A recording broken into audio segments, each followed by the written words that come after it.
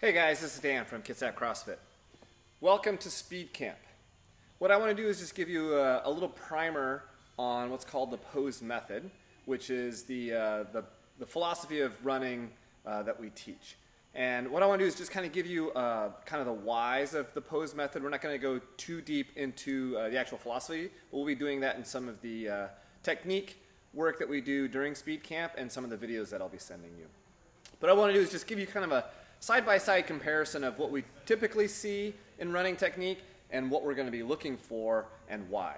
So what we have here is two very well-drawn, anatomically correct, you can tell by the size of the heads, runners.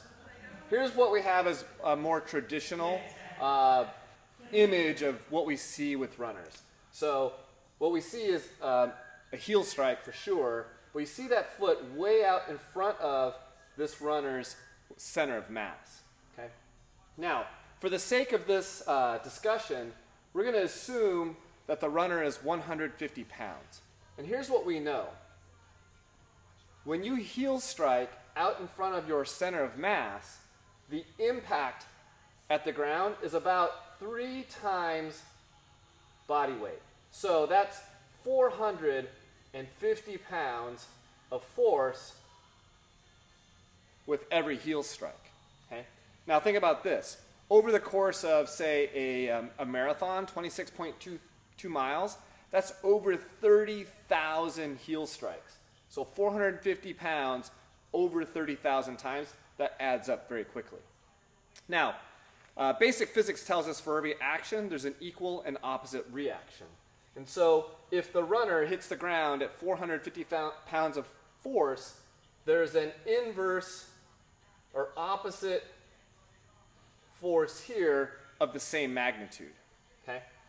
Now, where that becomes important is we can break that down, we can break this force down into what's called vectors. And so what we have is a force going back this way. Oh, I used pink, that's probably not the best color to use. Let's use brown. A force going back this way, and then one going up. And if you remember this Pythagorean's theorem, a squared plus b squared equals c squared. Okay?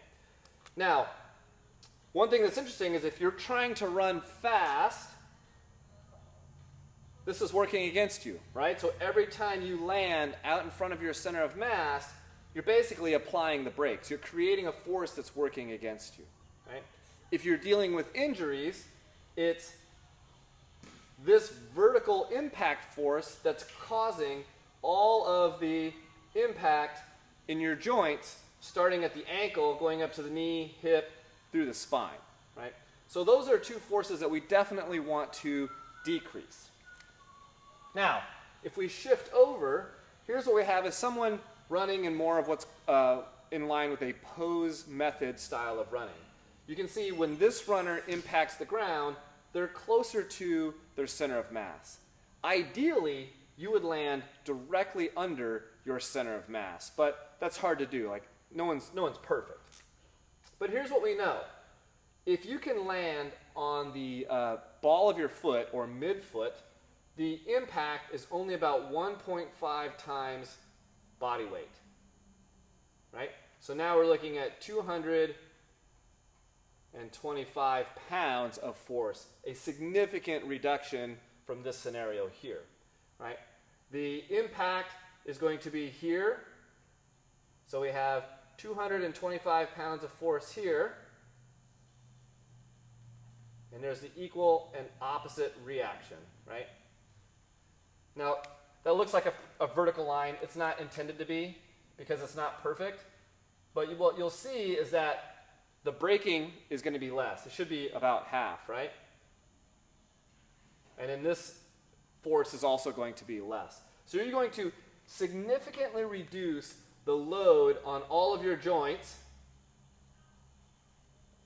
by landing closer to your center of mass instead of way out here with this heel strike. Here's the other thing that I'll point out is that this line here versus this line here. Okay? So a lot of times people will complain of back pain when they're running. And if your trail leg is hanging way, way back, you're basically creating this large lever on your hips and low back. And so by decreasing that lever and decreasing the amount of time that this leg is hanging back, you're going to decrease not the impact, but just the load on your hips and lower back. So that's something that we're going to be working on through the technique work and drills in Speed Camp.